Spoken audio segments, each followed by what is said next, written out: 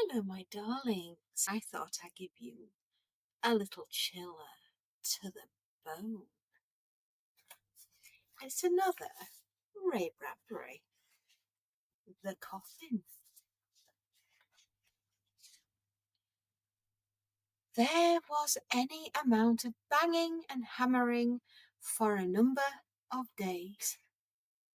Deliveries of metal parts and oddments which Mr. Charles Brayling took into his little workshop with a feverish anxiety. He was a dying man, a badly dying man, and he seemed to be in a great hurry between racking coughs and spittlings to piece together one last invention.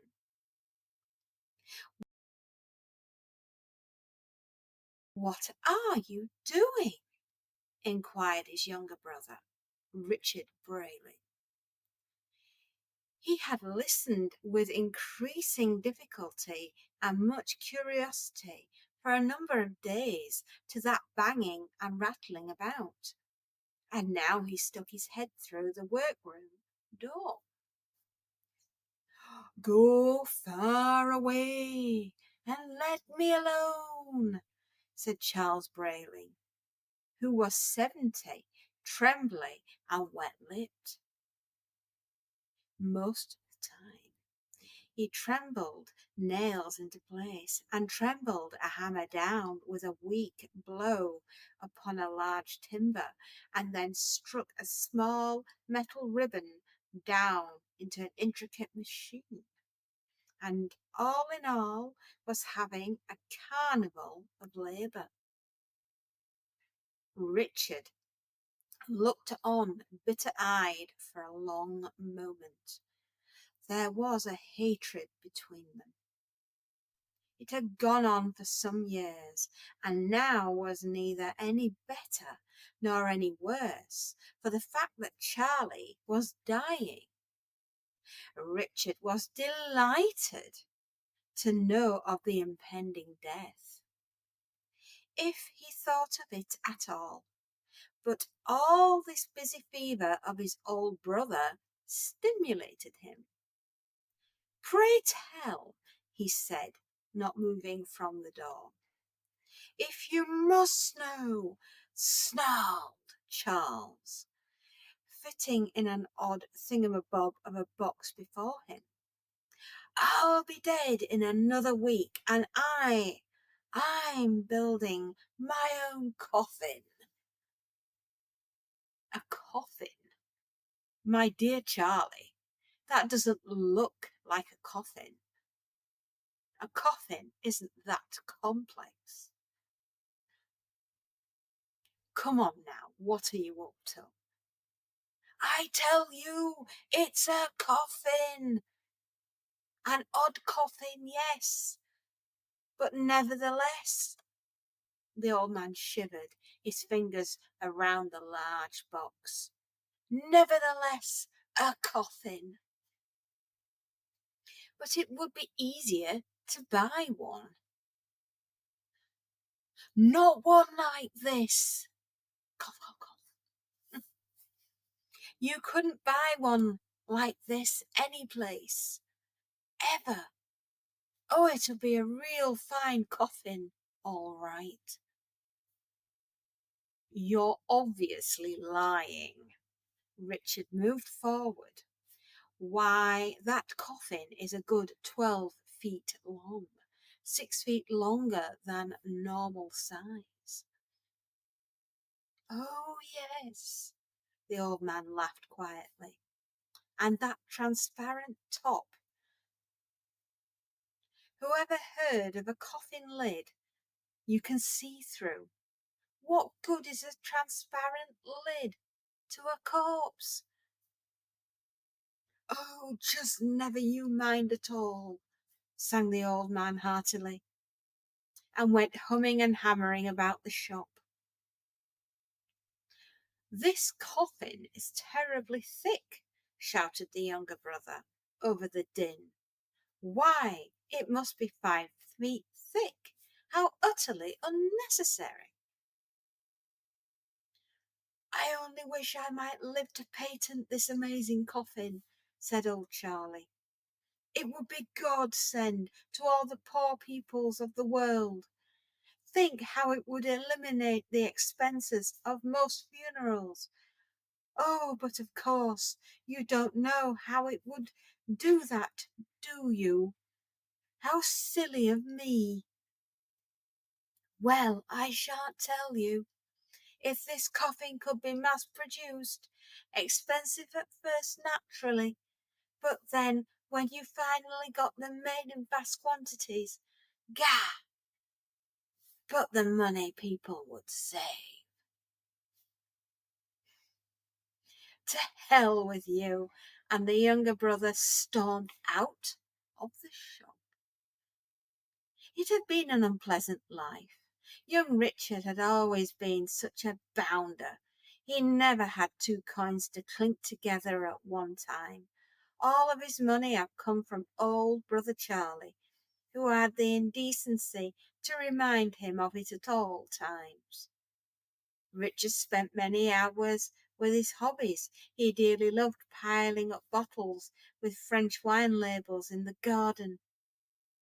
I like the way they glint, he often said, sitting and sipping, sipping and sitting. He was the only man in the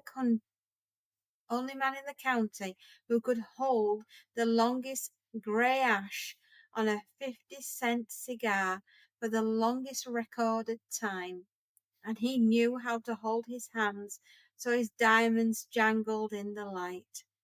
But he had not bought the wine, the diamonds, the cigars. No, they were all gifts.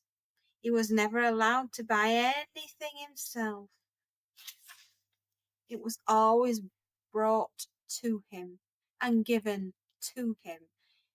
He had to ask for everything, even writing paper. He considered himself quite a martyr to have to put up with taking things from that rickety old brother for so long a time. Everything Charlie ever laid his hands on turned to money. Everything Richard had ever tried in the way of leisurely career had failed. And now here was this old mole of a Charlie whacking out a new invention which would probably bring Charlie additional specie long after his bones were slotted in the earth. Well, 2 weeks passed. One morning the old brother toddled upstairs and stole the insides out of the electric phonographer. Yes, the radio. Another morning he raided the gardener's greenhouse. Still another time he received a delivery from a medical company. It was all young Richard could do to sit and hold his long grey cigar ash steady while these murmuring excursions took place. "I'm finished," cried old Charlie on the 14th morning, and dropped dead. Richard finished out his cigar, and without showing his inner excitement, he laid down his cigar with its fine, long, whitish ash, 2 inches long, a real record, and arose. He walked to the window and watched the sunlight playfully glittering among the fat, beetle-like champagne bottles in the garden. He looked towards the top of the stairs where the old dear brother Charlie lay, peacefully sprawled against the banister. Then he walked to the phone and perfunctory dialed a number. "Hello, Green Lawn Mortuary. This is the Brayling residence. Will you send round a wicker, please?" "Yes, for brother Charlie. Yes, thank you, thank you." As the mortuary people were taking Brother Charles out in the wicker, they received instructions. "Ordinary casket," said young Richard. "No funeral service. Put him in a pine coffin." He would have preferred it that way. Simple. Goodbye. "Now," said Richard, rubbing his hands together, "we shall see about this coffin built by dear Charlie. I do not suppose he will realize he is not being buried in his special box." Ah! He entered the downstairs shop. The coffin sat before some wide-flung French windows, the lid shut, completely and neat, all put together like the fine innards of a Swiss watch. It was vast, and it rested upon a long table, with rollers beneath for easy manoeuvring. The coffin interior, as it peered through the glass lid, was 6 feet long. There must be a good 3 feet of false body at both head and foot of the coffin, then. 3 feet at each end, which covered by secret panels that he must find some way of opening, might very well reveal exactly what. Money, of course. It would be just like Charlie to suck his riches into his grave with himself, leaving Richard with not a cent to buy a bottle. The old bastard! He raised the glass lid and felt about, but found no hidden buttons. There was a small sign studiously inked on white paper, thumbtacked to the inside of the satin-lined box. It said, "The Brayling Economy Casket, copyright April 1946. Simple to operate, can be used again and again by morticians and families with an eye to the future."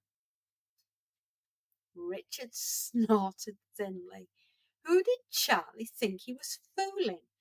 There was more writing. Directions. Simply place body in coffin. What a fool thing to say! Put a body in a coffin? Naturally. How else would one go about it? He peered intently and finished out the directions. Simply place body in coffin and music will start. It can't be! Richard gaped at the sign. Don't tell me all this work has been for her. He went to the open door of the shop, walked out upon the tiled terrace, and called to the gardener in his greenhouse. "Rogers!" The gardener stuck his head out. "What time is it?" asked Richard. 12 o'clock, sir," replied Rogers. "Well, at 12:15 you come up here and check to see if everything is all right." "Rogers," said Richard. "Yes, sir," said the gardener.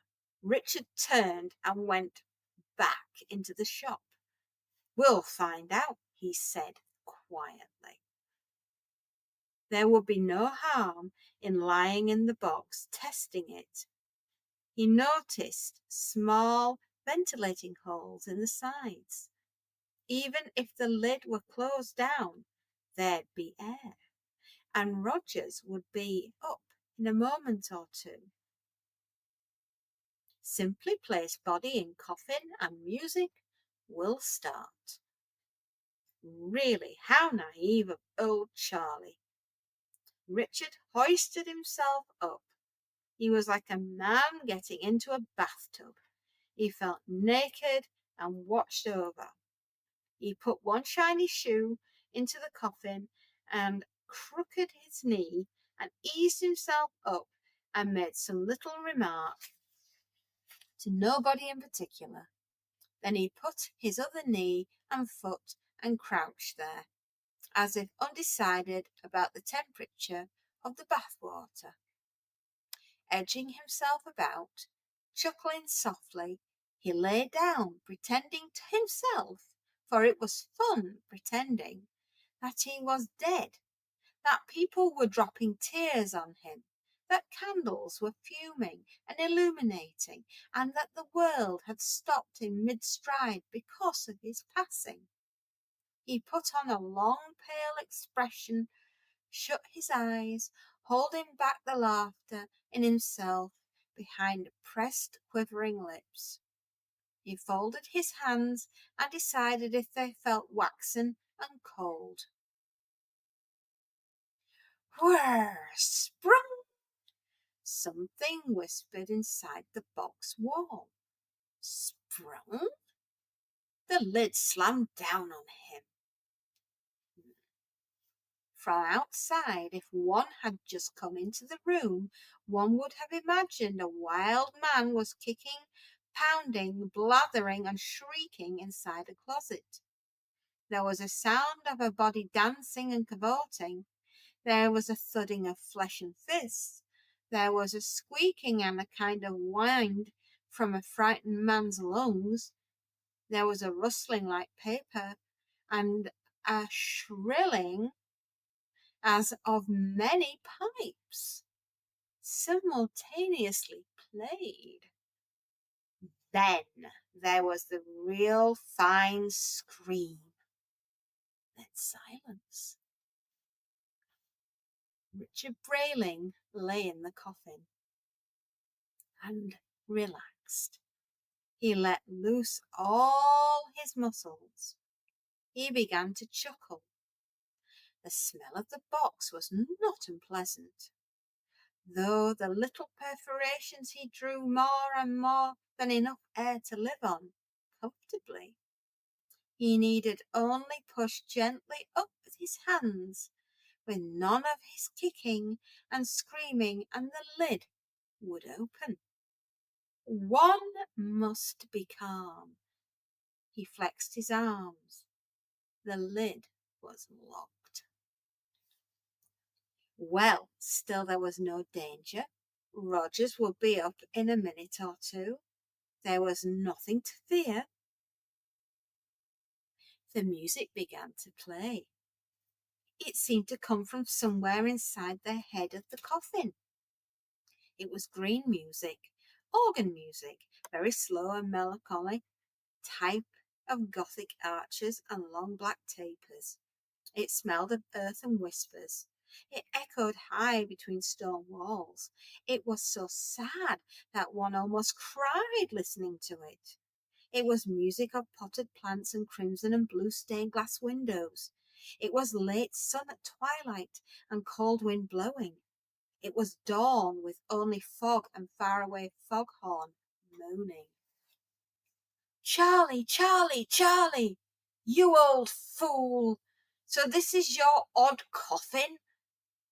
Tears of laughter welled into Richard's eyes. Nothing more than a coffin which plays its own dirge. Oh, my sainted grandma! He lay and listened critically, for it was beautiful music, and there was nothing he could do until Rogers came up and let him out. His eyes roved aimlessly. His fingers tapped the soft little rhymes on the satin cushion. He crossed his legs idly. Through the glass lid he saw sunlight shooting through the French windows, dust particles dancing on it. It was a lovely blue day. The sermon began. The organ music quietened, and a gentle voice said, "We are gathered together, those who love and those who knew and deceased, to give you our homage and our due." Charlie, Bless you, that's your voice." Richard was delighted. A mechanical funeral! By God! Organ music and a lecture, and Charlie giving his own oration for himself. The soft voice said, "We who knew and loved him are grieved at the passing of—" What was that? Richard raised himself, startled. He didn't quite believe what he had heard. He repeated it to himself, just the way he had heard it. "We who knew and loved him are grieved at the passing of Richard Brayling." That was the voice. That's what the voice had said. "Richard Brayling?" said the man in the coffin. "Why, I'm Richard Brayling." A slip of the tongue, naturally, merely a slip.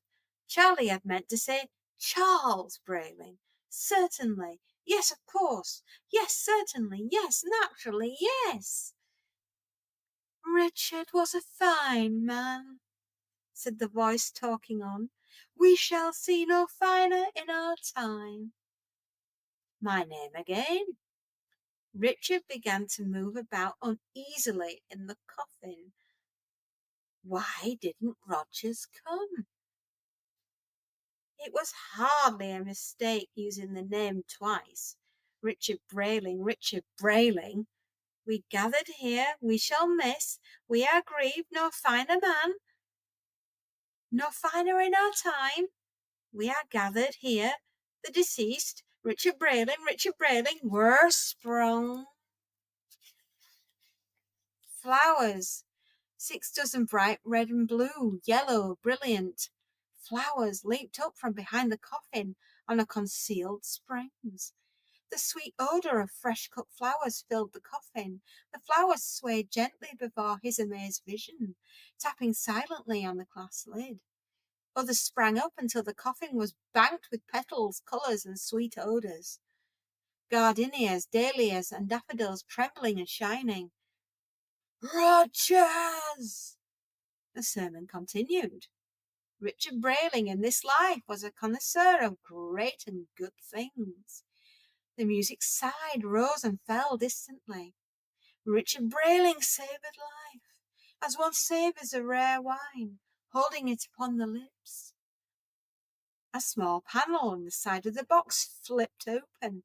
A swift and bright metal arm snatched out. A needle stabbed Richard in the thorax. Not very deeply. He screamed. The needle shot him full of a coloured liquor before he could seize it. Then it popped back into the receptacle, and the panel snapped shut. "Rogers!" A growing numbness. Suddenly he could not move his fingers, or his arms, or turn his head. His legs were cold and limp. Richard Brayling loved beautiful things. "Music, flowers," said the voice. "Rogers!" This time he did not scream it, he could only think it. His tongue was motionless in his anaesthetized mouth. Another panel opened. Metal forceps issued forth on steel arms. His left wrist was pierced by a huge sucking needle. His blood was being drained from his body. He heard a little pump working somewhere. "Richard Brayling, he will be missed among us." The organ sobbed and murmured. The flowers looked down upon him, nodding their bright petal heads. 6 candles, black and slender, rose up out of the hidden receptacles and stood behind the flowers, flickering and glowing. Another pump started to work. While his blood drained out one side of his body, his right wrist was punctured. Held a needle shoved into him, and the second pump began to force formaldehyde into him. Pump pause, pump pause, pump pause, pump pause.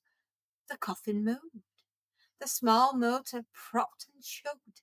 The room drifted by on either side of him. Little wheels revolved. No pallbearers were necessary. The flowers swayed as a casket moved gently out upon the terrace under a blue clear sky. Pump pause, pump pause. Richard Brayling will be missed. Sweet soft music, pump pause. A sweet mystery of life at last. Singing, Brayling the gourmet. Ah, at last I have the secret of it all. Staring, staring, his eyes egg blind at the little card out of the corner of his eyes. The Brayling economy casket. Directions. Simply place body in coffin and music will start. A tree swung overhead. The coffin rolled gently through the garden behind some bushes, carrying the voice and the music with it. Now it is the time when we must consign this part of the man to the earth. Little shining spades leapt out at the sides of the casket. They began to dig. He saw spades toss up dirt. The coffin settled, bumped, settled, dug, bumped and settled, dug, bumped and settled again. Pulse pause, pulse pause, pump pause, pulse pump, pause. Ashes to ashes, dust to dust. The flowers shook and jolted. The box was deep. The music played. The last thing Richard Brayling saw was the spreading arms of the Brayling economy casket reaching up and pulling the hole in after it.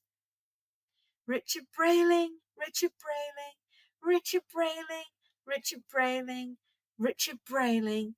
The record was stuck. Nobody minded. Nobody was listening. Oh, Richard Brayling. Charlie got the last laugh. Yes, he did indeed. So that's a nice, delicious, dark, humid, indeed. Ray Bradbury classic, indeed. There we are. So let's see when the coffin was written.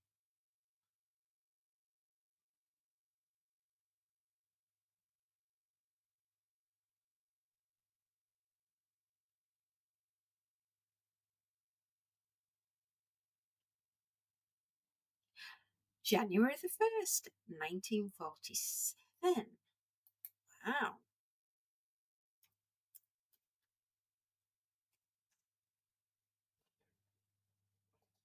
78 years ago. That's a dark, ghoulish, isn't it? Yes, 1947. Love it. Anyway, I hope you've enjoyed this darling little gorgeous story.